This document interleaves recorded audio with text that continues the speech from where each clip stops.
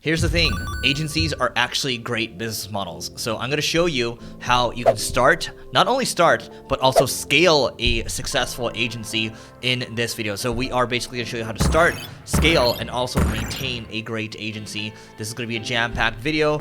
Watch it all the way through because there will be some awesome goodies, awesome nuggets in there for you along the way. So tip number one is starting by working for free. Now this seems counterintuitive out the gate actually, but when I first started out, when I had 0 clients, what I did in the very beginning was I actually reached out to people and I made these long 20 to 30 minute videos and I would actually send it to people. And what I was trying to do was A, do free research for people, and then B, go the extra mile in terms of not just writing stuff out, but making a video. Number two, not calling yourself an expert. So you want other people to perceive you as an expert, but never call yourself an expert, because what happens is your mind starts to think that, oh, you're an expert, you don't need to learn that much anymore. When the reality is that continuous improvement is what really matters. And so you have to think about how can you continually get better at your craft, because what you're trying to do, you're competing with all these other agencies out there. And the reality is, if you keep learning, you're going to be better skill-wise because you're boutique in the very beginning. Number three is finding your niche. So I didn't believe this in the very beginning. People would say, oh, you need to focus on one category in the beginning. And I was like, well, no, I've worked in all these different categories. Why don't I try this category? Why don't I try that category? The problem with that is people like people that specialize. Let's say you get your leg injured. Are you going to want to go to a dentist, or are you going to want to go to a spine doctor? No, you want to go to a specialist, right? Number four would be on doing competitor research. So if you're studying other agencies, you can use these directories such as clutch.co. You can also use tools like Ahrefs to take a look at what your competitors are doing. You can use SimilarWeb as well. Not necessarily saying copy their every move, but you can draw inspiration from elements that you like and make it into your own. The other thing is launching your website. So this seems archaic in today's day and age. Sure, some people can say, oh, you can just do like a link tree, which is just a couple of links. Depends on the type of business that you're doing, but having that .com or .xyz if you're in Web3, that goes a long way. And you can use a lot of no-code tools that are available now. So Webflow is a nice builder. Personally, I use WordPress, but there's a lot of great other tools out there. Number six, it's building a portfolio. And so if you do any type of creative work at all, putting your portfolio on your website, it's like Dribbble with 3 B's. Behance would be another one. You want to get your portfolio out there as much as possible because you just want to show people that you've been there, done that. So next one is on your pricing and packaging model. So pricing is one of the biggest levers that you can pull, but most people are too hesitant in the beginning. What you can do is just aim for a certain amount that ultimately where you're like, hey, if I can get like 5 clients, it's going to replace my full-time salary. You also want to think about your pricing model, and you want to go for recurring. You don't want to go for one offers because you want predictable cash flow. You don't want it to be a feast or famine type of business. So next one is building your brand. What I would say is ideally you would just focus on 1 or 2 channels that are working. Typically it takes about 2 to 3 years to start to see success with that. Let me know, by the way, if you think I missed anything in the comments, or feel free to drop any questions in there at the moment. So number 9 is going to industry events. So don't go to every event under the sun, but just go to a couple where it makes sense. Eventually you're going to meet great people. People like to do business with people. Eventually they're going to come back to you. It might not be immediate business, but I get a lot of value from going to these events. Eventually I learned how to throw dinners. Eventually I learned how to throw my own events as well. Number 10 is prospecting. In the very early days, you don't have a brand. Nobody really knows who you are. You got to go out there, prospect, offer to work for free. LinkedIn prospecting works. DMing your potential clients on Instagram or Twitter, that helps too. Number 12, last but not least, making use of organic social. So as of this recording, LinkedIn organic social strong. Facebook fan pages are back. The short form content like TikTok, Reels, YouTube Shorts, those tend to do well. So you got to think about how you can really attack those. So number 1 is to build the right team. And I don't mean hiring VAs. I don't mean hiring someone that came out of college, but I mean hiring people that have actually been there, done that. And more so hiring people that are full-time committed to your culture. When I first started the agency Single Grain, initially we had just focused on VAs, we had focused on contractors, and that got us to a certain level, but we couldn't break past that level until we started to hire full-time people. Full-time people that really understood what to do, that aligned with our values, full-time people that we could trust, people that we knew and we liked, people that were humble, hungry, smart at the end of the day, because that's what goes into an ideal team player. Now, as you continue to scale, let's say you're at $1 million a year right now, you want to get to 10 million, you have to hire people that have been there, done that. What you have to do is take yourself out of the mindset of, hey, I need to save money, I need to save money. It's more so, hey, I need to now spend money to make money. If you're enjoying this so far, hit the freaking like button because it's going to help this video get seen more. So number 2 is building the right culture. When you think about your culture, you have to have a set of mission, vision, and value. The mission matters because what are you trying to do with the company? What's your vision? And I recommend reading the book Vivid Vision so you can write out what your vision is. And what are the top top 3 ideal values that you stand for. So for example, for us, one of the core values is open-mindedness. The second one is trustworthy. It means that they're entirely reliable. The first one, which is the most important one, I would say, is people that are improvement obsessed. This channel is called Leveling Up. I have the domain levelingup.com. I wrote a book called Leveling Up. I live continuous improvement. And because that stems from the top, that filters through the organization. Number 3 is running your business on an operating system. So you can run your operating system off of Traction EOS or Scaling Up. These are 2 nice frameworks that you can use. What that does is that gives you a framework on a weekly meeting cadence, a quarterly planning cadence, an annual planning cadence. It sets goals. It sets the ability for you to trickle down this operating system throughout your entire organization, and everyone is following that. And you might be saying, oh, well, this is too early for us. Even if you have 3 or 4 people right now, running this operating system will get people aligned, and that's what's going to help you continue to keep moving. Now, prospecting seems counterintuitive, but I'll tell you this, LinkedIn prospecting in today's day and age, it actually works. And so reaching out to people, if you can get at least a 10% response rate, whether it's negative or positive, you're in a good spot. And ideally you're getting a certain percentage, maybe 1% of those meetings that you're reaching out to or prospects that you're reaching out to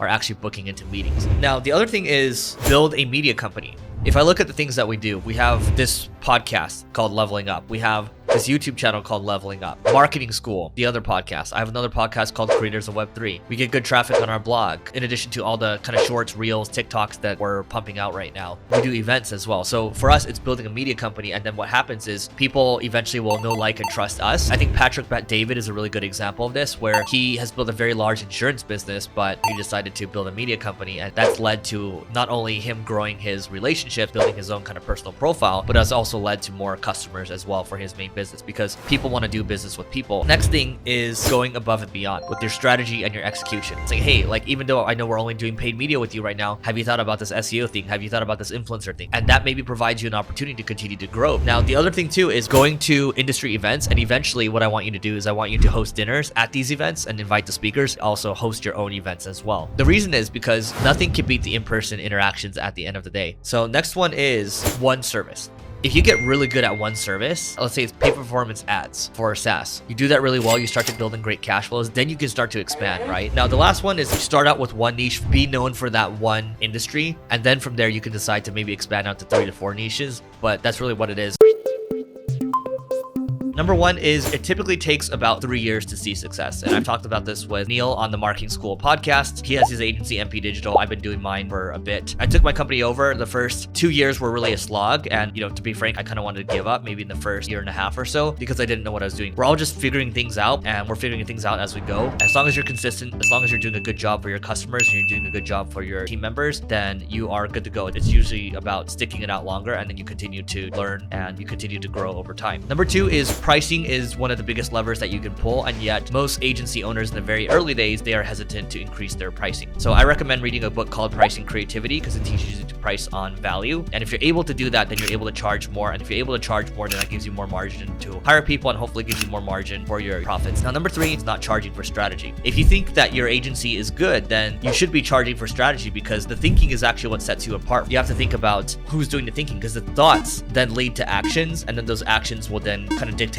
what type of outcomes that you're going to get. And number 4 is on the topic of scope creep. So scope creep means when customer keeps asking for more and more and more, and you keep saying yes, yes, yes. So if you want to prevent that, you would add in the $0 change order. And what that means is each time a customer asks for more stuff, you say, hey, no problem, let's do it. They ask again, hey, like, I'm looking for this, blah, blah. That's fine. I'm going to send you this $0 invoice. Okay. The third time they come again, they're like, hey, can you just do this? And it's like, hey, like, look, I have this record where I sent you these 2 $0 change orders, but we're a business, so we have to charge, would that be okay? And then that diffuses any type of issues that might arise. And that way it kind of sets expectations. It sets boundaries around the relationship. Now, the other thing is you have to run your company on an operating system. So whether you want to use a Traction operating system, you want to use Scaling Up. So when you run your business on an operating system, you have a cadence of weekly meetings. There's quarterly planning, and then there's an annual planning as well. That way it keeps everything moving. There's discipline that's built in. And then hopefully you can roll that out to your entire organization. That's what the goal of these Traction meetings are. Next thing is you have to focus on a niche. A lot of people are like, oh, like, we serve everybody. But the problem is when you serve everybody, you serve nobody because you don't know what you're really good at. And then when potential customers come up to you and they ask what you're good at, do you specialize in our industry, and you don't really have a good answer there, they actually don't want to work with you.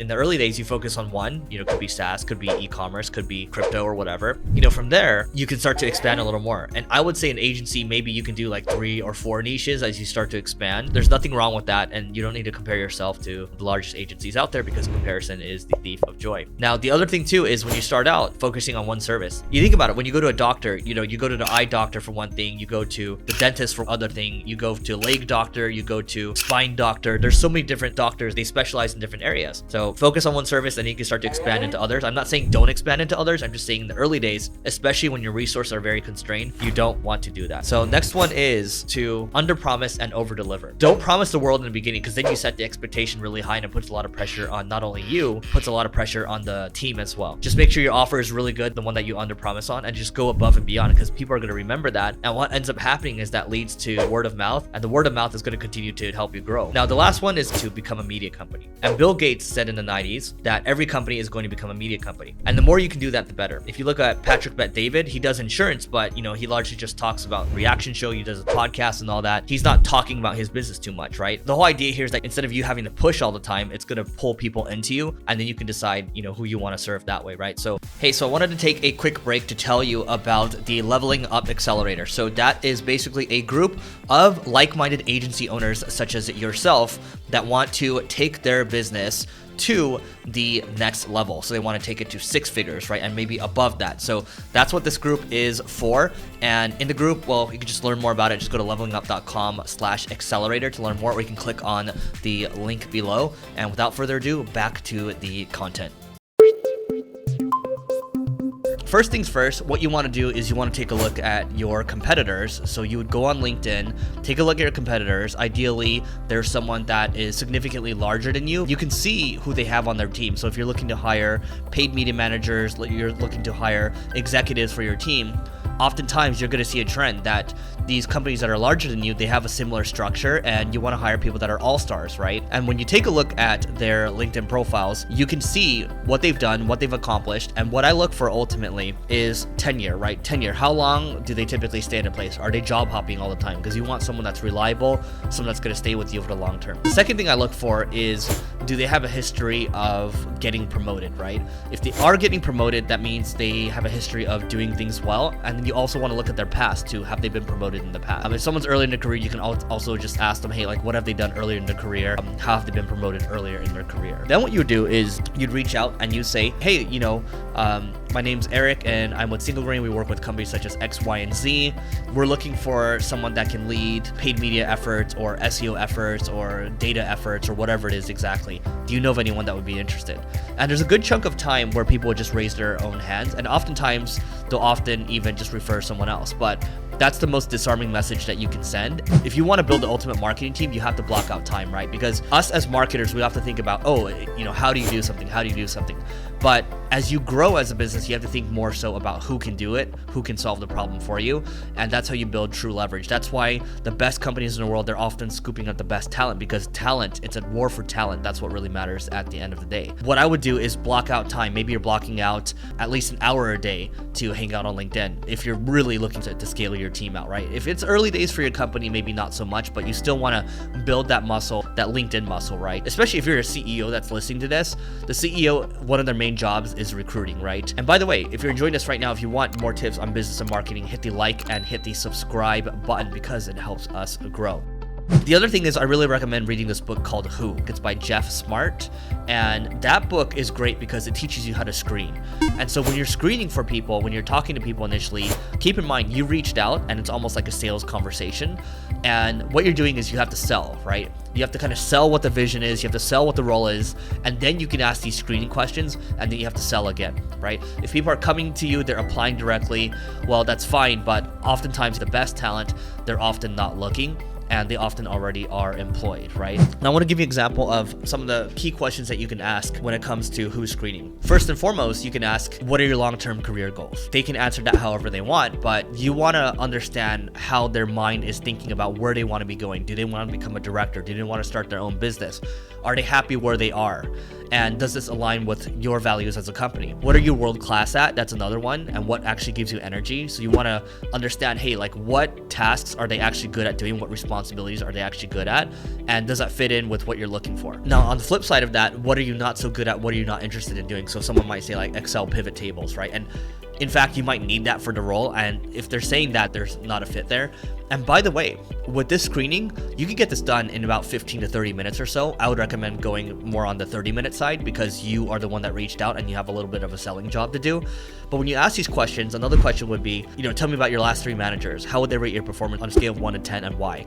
And when sometimes people will just answer 10s across the board and give no context, those are not necessarily the people that you want to work with, because the makeup of an ideal team player is someone that's humble, someone that's hungry, and someone that's smart. Humbleness is thinking of yourself less, right? It's not thinking less of yourself, but it's thinking of yourself less.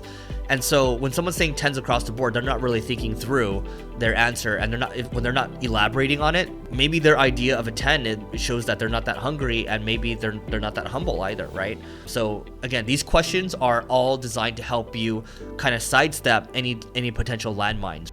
Now, the other thing that we do when it comes to finding our rock star marketers is we will send them an assessment. And oftentimes this is an assessment, it for sure is a written assessment, right? We want to understand how they write. We want to understand how they think. Now, if they're writing in blocks of text and they don't know how to space things out, they're not thoughtful with their words, then we know this is how they're going to interact with potential other customers or people on the team. And that's not going to be a good fit. We want people that are able to think for themselves and people that are able to write at a high level. What else you might want to look at is Principles U. And that's a personality test that we use. And Principles U is great. It's a test by Adam Grant and Ray Dalio. And the reason that test is great is because I find it to be probably 85-90% accurate when it comes to working with someone. This is not to say that anyone's personality is set in stone, but it's who they are at the moment, right? And so if you need someone that's actually very detail-oriented for the role, it's going to show how detail-oriented they are. If you need someone that's growth-minded, someone that can take feedback well, someone that has high composure, it's going to show you that as well. And don't ask me the science behind it, but we've just seen that it's been very accurate across the board. The one thing that you have to do before you create a job description, you have to create a role scorecard. So a role scorecard will outline the outcomes that you're looking for, the competencies that you're looking for, and also at the very bottom, outlining your core values so you can test for those core values. Let's say you are looking for someone that has driven a blog to 5 million visits a month. Those marketers are few and far between, but you have to define what you're looking for first. Maybe they have grown an email list to 500,000 people on the email list, or maybe they've increased a conversion rate to 2 to 3% or so, and they worked on a business that's similar to yours. And so you have to define what are these 3 to 5 outcomes that you're looking for. When you hire for a role, it's not just copy and pasting someone else's job description, because if you don't know what you're looking for, ultimately you're not setting the right expectations and you're going to set that person up to fail. Now, when it comes to hiring, start producing content. I don't care how early or late you are. Going out there creating content, the content compounds over time. You teach people, people start to latch on to you. They decide whether they know, like, and trust you. Here's an example. We had someone from our team named Zach and another one named Raghav, and both of these guys, they actually saw my content first. And so, what Zach did was he offered to do copywriting for us initially, and it worked out great. And a couple years later, we ended up hiring him as a director of marketing. Now, Raghav, what he did was he saw our content, he went above and beyond for an internship job, and he actually wrote an 8,000 word blog post on what he would do for our blog. And so this is actually a good lesson here to test for what people would do for your business. That's important because you want to understand the level of their experience and their philosophies. Now, the fourth one is sourcing, right? And so I've sourced a lot of amazing marketers through LinkedIn, but a lot of it comes down to your role scorecard again. What I do is I basically will reach out and say, hey, we are looking to hire for X, Y, and Z role. Do you know of anyone that might be interested? And a lot of the times they'll raise their hand and say, hey, I'm actually interested in this role. And then from there, you can have a conversation around. I'll give you another bonus too. If you have people that follow you on Twitter or LinkedIn, you can also ask, who is the best paid marketer that you know? Tag them in here. If we make the hire, we'll pay you a couple $100. And what happens is you incentivize people so they start tagging other people in there.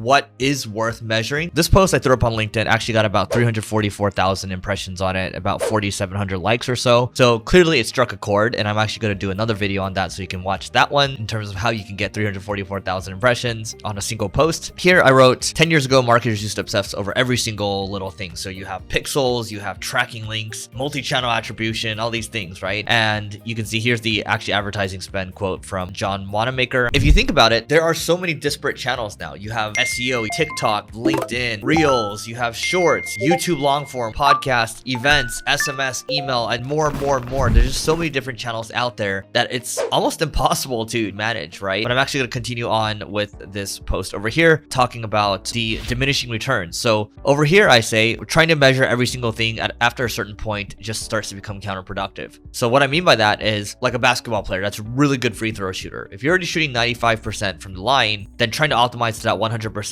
you start to see diminishing returns. It's not as big as a jump as optimizing from a 50% shooter to maybe like an 80% shooter, right? You just start to make more shots. Now, it's the same thing with marketing. If you start to focus on these little granular things, especially if it's a smaller business, the returns aren't going to be that big. Now, if you're a multi-billion-dollar company, that's a different story. And if you have the resources for it, it's definitely worth it. But for the vast majority of you that are watching this right now, it's understanding that you have diminishing returns. Now, what should you be measuring then? Well, if you are doing marketing activities, let's say you're posting a bunch to social media, it's almost impossible to measure every single thing that you're doing because social media is so fleeting. You have these feed style posts, you're posting something to stories. It's just hard to see what's going on after a period of time. Now, you can definitely use tools like Sprout Social. You can definitely use tools like Shield for LinkedIn. There's a lot of different analytics apps out there, but it still becomes difficult. Now, if you want to make this a little more manageable, then what I would encourage you to do from a metric standpoint is to think about what you can be measuring at a high level. So this means for social media, it could be reach. Maybe you're optimizing for MQL. So these are marketing qualified leads. Maybe you're optimizing for SQL. So these are sales qualified leads. You got to think about what your goals are and then what's easier to measure at a very high level. And then at a certain point, if you're just trying to hold your team accountable, you're looking at reach, you look at these high level goals, but you're also looking at posting activity too.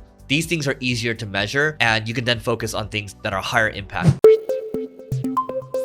So number one, the best marketers in the world have a knack for experimentation. When you have a scientific mindset, when you're willing to test things out, you understand that maybe around 11-12% of your tests are going to be successful and the rest are going to be duds. But you're going to keep moving, you're going to keep iterating, you're going to keep experimenting, and you're not going to let successes get you too high or the failures get you too low. And most marketers, they start to become a little maybe complacent or they don't want to rock the boat or anything like that. But if you want to become top tier, that's what you got to do to get better. So number two, having a repurposing framework. So there's so many disparate channels right now. You have LinkedIn, SMS, you have SEO. There's just so many channels out there and it starts to become difficult to manage things. And it's just way easier when you start with a pillar piece of content. For example, this video could be the pillar and then we can repurpose these and chop these up into reels, into shorts. We can post it onto LinkedIn. But having a content repurposing framework, that's going to take you a long way because you can have that one pillar piece that can help you make maybe 20, 30, 40, 50, 80 pieces of content. And sure, you're going to need more resources to do that. But if you're able to do that, then that actually takes a lot of work off of whoever it is that is kind of the face of the company. Now, number three is a learning machine. Some of the best marketers that I know that have gone on to become great entrepreneurs, they're still learning machines. They are still out there listening, reading, sharing content, attending conferences. So the best marketers know that they don't know what they don't know. And things are changing so quickly in the world of marketing that what you knew maybe a year ago is now irrelevant. Now, number four is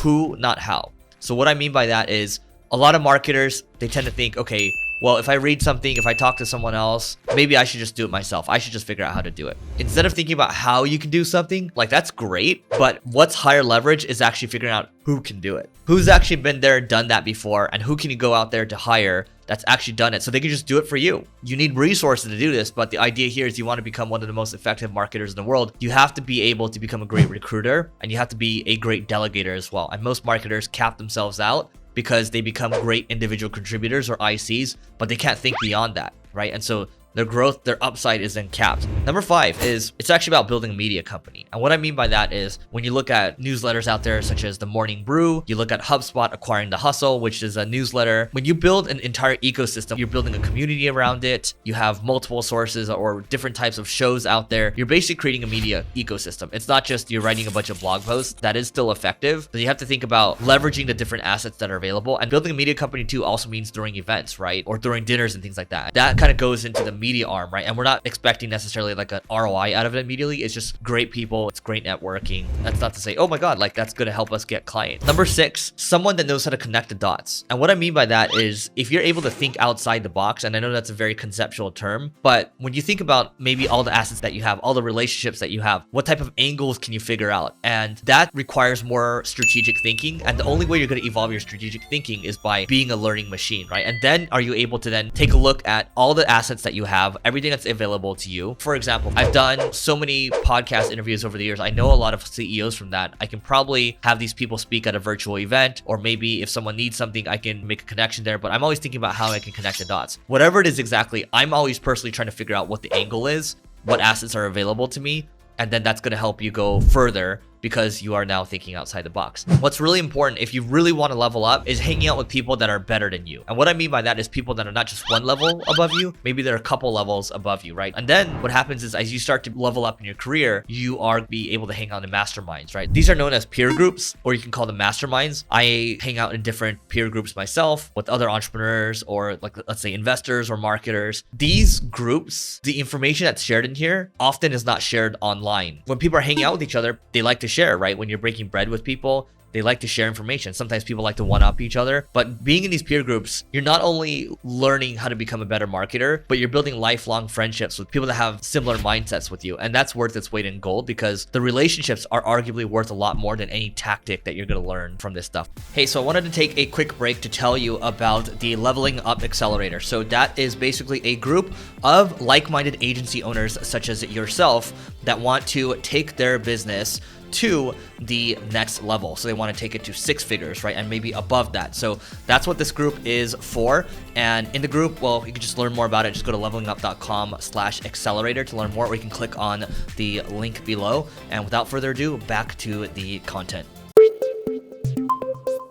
Number one, when you think about errors on your website, you can use a tool like Ahrefs, or you can use a tool like SEMrush. You can also use a tool like Google Webmaster Tools that's completely free. When you use these tools, they actually have the ability to point out errors that you have on your site. So these are very simple fixes. Number two, the 2 most important things are content and links when it comes to SEO. Now, some of the best tools out there, they attract the most links. It could be free SEO tools, it could be free marketing tools, or it could be free calculators that are available. And these get a lot of links because people find them to be helpful tools and people like to link to these things, right? And so, for example, my podcast co-host Neil, he bought a tool a couple years ago and it had thousands and thousands of links that came with it, right? In addition to the tool itself. Google Search Console, what it allows you to do is that you can see what's going on from like a discoverability standpoint, what's trending on your website, also errors on your website too. And that leads me to my 4th point, which is click-through rate test, where basically you go into Google Search Console, look for your pages that have a high impression count but a low click-through rate. So Google's actually showing those pages. That just means your headline and your meta description aren't doing the best job. So you can go in there and make adjustments.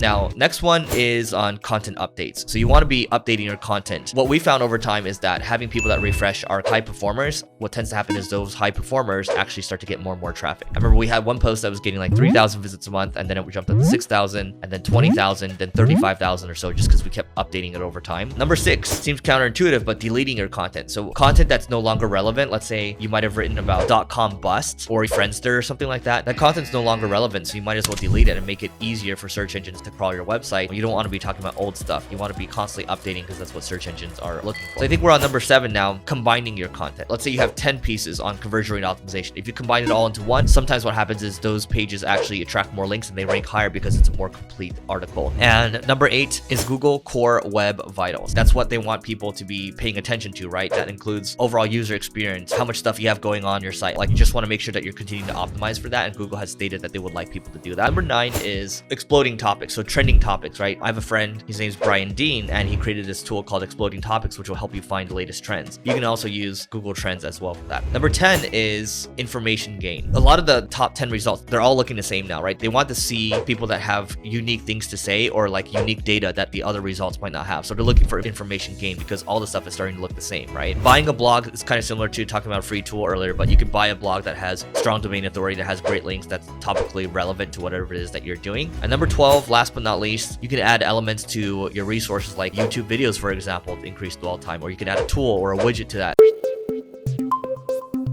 Number 1 is Foreplay. So that's foreplay.co, and it is basically an opportunity for you to aggregate all of your swipe files. And what that means is when you go on these other platforms, when you want to save ads that you like, you put them into a swipe file so you can come back to it later, so you can come up with ideas for your ads. Number 2 is Motion App. And what that means is when you have a creative team, you have designers on the team, and you have your ad team, what's difficult is to actually show the creatives what's actually working. Let's say they create an ad, maybe $5,000 to spend, spent on that ad, or they can see the ROI on that ad, and then that can help guide the designers because you can align with them more. So number 3 is Jarvis.ai. What it does is it will help you write content. If you write maybe a couple of sentences, it will suggest content to be written, and then it will give you topic ideas, it will give you headline ideas as well. It uses technology called GPT-3. Number 4 is Answer the Public. Basically, Answer the Public will help you come up with new content ideas. When you type in a keyword, it's going to help you branch out into a bunch of different ideas that you can create. And so that's going to be helpful if you're looking to create new blog content or more YouTube content or more Twitter content. That's going to give you the ideas that you need. So number 5 is Mighty Scout. So Mighty Scout is a micro influencer tool. It's going to help you find influencers. It's a little older. It's been around for maybe 2-3 years or so, but I think it's still relatively new because not many people have heard about it. Varos is one that seems very interesting to me. It's a conversion benchmarking tool that allows you to see how you stack up against your industry. So let's say you're in SaaS, let's say you're in e-commerce. You can see for a particular campaign what the conversion rate should look like, what the CPAs should look like. The other tool I'd like to talk about is vidIQ. So vidIQ has actually upgraded quite a bit because you can stack up a bunch of competitors, see who's getting the most views. You can see who has the most velocity, who's getting the more week-on-week growth. It's going to tell you what topics are predictable to do well. Last one, but not least, is called Bubbles. It is a tool that will allow you to screenshot. It will allow you to make videos as well, but you can also comment, right? You can just record a video and then everyone can just collaborate in there, and it's more known as asynchronous collaboration. So number 1, the first thing to understand is that this stuff takes time. It takes about 3 years to start to build an audience. Look, if you hit lightning in a bottle, great. If you were fortunate enough to capitalize on strong organic reach from a social channel such as Charlie D'Amelio, then, more power to you. But for the vast majority of us, it's going to take us about 3 years to start to build something really great. And you can start to see some traction maybe in the first year or so, but really 3 years to start to build a great audience or a great business as well. So these two things kind of go hand in hand, by the way, because when we talk about building a media company, that means that you can't just be in one place. You're really trying to hold the attention and get the attention of a lot of people. And Bill Gates once said in the 90s that every company is eventually going to become a media company, because the reality is that ad costs are continuing to rise. And if you want to stand out, then you have to kind of create your own attention. And that's why a lot of creators out there like the Mr. Beasts of the world are able to secure all these deals. They're now able to leverage their brand to build Mr. Beast Burger. They're able to build Feastables. The second thing is, if you're going to be producing content, so let's use this video as an example. This video will become multiple pieces of content. So what we'll do is we'll take this video, we'll push it over to the podcast that I have, we'll repurpose it for a blog post. But the whole idea is that there's a framework that we use called the content sprouting framework, meaning that you have one pillar piece of content, and that one video can become multiple TikToks, shorts, reels, maybe long form pieces of content. And then what you can do afterwards is you can promote, right? It's really important to understand that if you're going to be patient with this stuff, you also have to invest in it too. When I talk to Cody, she's spending about 70 or 80 grand a month or so on content. Same kind of deal with the Hormozis, same type of deal with a lot of the friends I talk to, right? They're spending into the 5 figures, if not into the 6 figures for content. And what you're also looking for as well is the qualitative and the quantitative feedback. Let's say, for example, if I'm trying to grow on YouTube, I'm going to take a look at my YouTube studio. I'm going to look at my analytics. I'm going to look at what videos have done well in terms of strong retention, strong click-through rate, understanding how the game is played on each channel, and then looking at the metrics, looking at the numbers. That's the quantitative side of it. And then the qualitative piece is actually surveying your audience. So maybe dropping a poll every now and then. Hey, what did you think about that latest video that I did? Or what other videos would you like to see me to do? You can send out polls and then just see how your audience is. Don't be afraid to put ads against it, right? So if you're trying to promote a podcast, don't be afraid to advertise on other podcasts. Ideally, you're just getting on other podcasts, but if you don't have the time for it, maybe you can advertise on other podcasts to mention yours and also use your videos to promote other videos. All right, so that's it for this video. Let us know what you think in the comments. And once again, if you want to join a community of agency owners to help you scale your agency faster, just go to levelingup.com/accelerator or click on the link, and we will see you inside.